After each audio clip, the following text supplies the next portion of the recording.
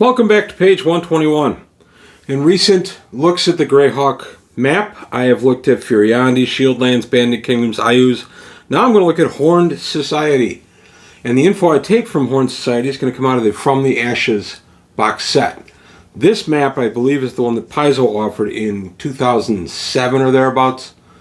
And I like it because it's got a lot of nice detail on here. It also includes Castle Heart, which is a video I did a few months ago in the Kingdom of Furiandi. But we're going to take a look at the Horned Society today. So zoom in a little bit. There we are. The Horned Society. So we see it's in the relatively same situation as the Bandit Kingdom Shieldlands in that it's flat and would be hard to defend. And we're going to go further into that and Ayus and everything. And as I said, the info will be coming from the Ashes box set today. This was out in 92 and followed up the Greyhawk Wars and gave us the post-war status of the world of Greyhawk. And I like most of the things in here, but not everything. So we're going to go into this book, the Atlas of the Flanus, and we're going to look at the entry for the Horned Society. So the Horned Society, the ruler is High Priestess Althea, her most dread and awful presence, and she's a follower of Ayus. Capital is Molag, population 17,750. Now I'm going to update a little bit of this into my campaign as well. So even though there's a priestess of Molag, or of Ayus here, I'll explain that as I go. Originally a stronghold of organized humanoid tribes, among which hobgoblins were predominant, the area came under the rule of lawful evil humans from the Bandit Kingdom some decades ago. Before the wars, the humanoids were content to work with humans in the cause of evil, primarily directing their predations toward the old Shieldlands. Priests of Hextor and Nerl dominated the upper echelons and became the governing hierarchs, readily aided by powerful bandit king warriors and a few mages. Ayus wholly overthrew the hierarchs in the course of the wars. The ease with which he slew them was the terrible Molag coup is a source of wonder to many sages. His high priestess Althea has mockingly taken the old hierarch title of most dread and awful presence and rules this land with cruelty and sadism as her watchwords. The humanoid tribes of the lands have been well treated by Ayus and his puppet. They perform essential strike forces for planned further dominion.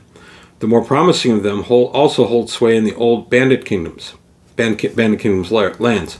Ayus himself laughingly refers to Molag as his summer palace.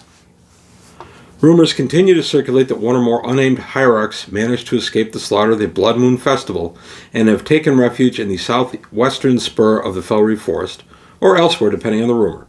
From there they seek to push back the borders of Ayus' influence with the aid of the power they serve. So pretty straightforward. They got their butts kicked in the Greyhawk Wars. Ayus overthrew them. This also is consistent with the Gore the Rogue novels in which that happened. And indeed, I had that happen in my Greyhawk campaign. I liked the idea, and I actually based a lot of my Greyhawk campaign in the early 80s, or late 80s, early 90s, on the books by Gary Gygax. So I went ahead and did my own version of the Greyhawk Wars before this set was published. And I had Ayus take over the Horned Society as per the Greyhawk novels.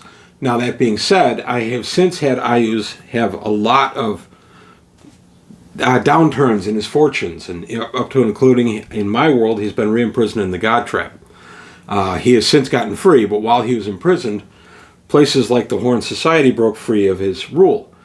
And I introduced my own hierarchs. I didn't bring in any hierarchs from anywhere else in Greyhawk. I went ahead and used my own.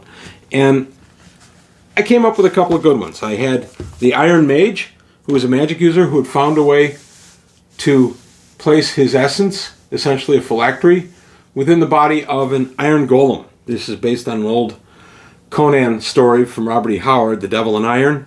I kind of did that, and it was pretty cool seeing them deal with something with the immunities of a body of an iron golem, but the powers of a high-level mage. That was a lot of fun. I also did a very interesting pair of liches. They were a married couple. They turned to liches together, and their love survived their undeaths. And they continued on as a married couple through their own deaths and have been married for hundreds of years. And it's been a really fun role-playing element of it because I was able to build in a lot of drama and some tragedy and such with their backstory, and that ended up being a lot of fun. So the Horn Society is definitely back. I have several other members. You've heard me mention Lord Dremel on the channel before. He was one of my favorite villains, and I know he was a good villain because my players hated him and made me promise that if they ever beat Lord Dremel, he would never be back. And I did make that promise. They beat him, and he's never coming back. But when he started, Lord Dremel was a hierarch in the new Horn Society. So in my Greyhawk, the Horn Society, the hierarchs have come back in, pushed out Ayus, and taken over their lands and continue to menace Furiandi, the Shieldlands, the Bandit Kingdoms. And all this makes it a lot more dynamic. I felt that From the Ashes made it too bland, with just Ayus being the main bad guy and everything evil could be tracked back to Ayus. I found that kind of boring. A little too one-ring-ish for my taste. So I went ahead and did some of the story arcs, but then pushed the story arcs back. And this, of course, is over decades of gaming. But the Horn Society in my Greyhawk world is very much alive, very much not under Ayus' yoke, although he has various spies in there, and I've done a few stories with that. And is still a menace to the good peoples of the lands of Greyhawk, like the Shieldlands, the Kingdom of Furiandi.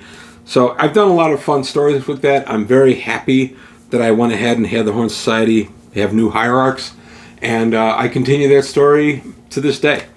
So let me know what you think. How much of the Greyhawk Wars did you encompass in your campaign, and how much did you go ahead and change over and roll back?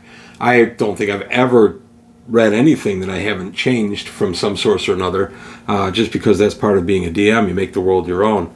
And I really felt that the Horn Society was one of my better accomplishments as a DM in the world of Greyhawk.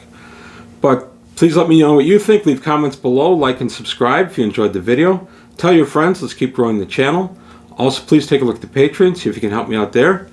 And that's all I've got today on page 121. I want to thank you for your time. Thanks for watching, and I'll see you next time.